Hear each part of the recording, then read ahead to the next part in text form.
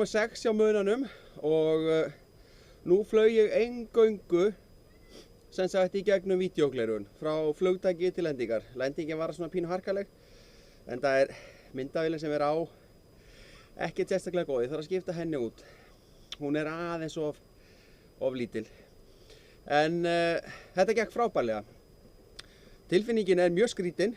Maður treystir ekki alveg því sem maður er að sjá og maður var alltaf að leita eftir að horfa upp eða nota eyrun eða önnur skilningarvit til þess að staðsetja græjuna, en maður þarf að venjast því að gera það ekki. Heldur bara að treysta því sem maður sér.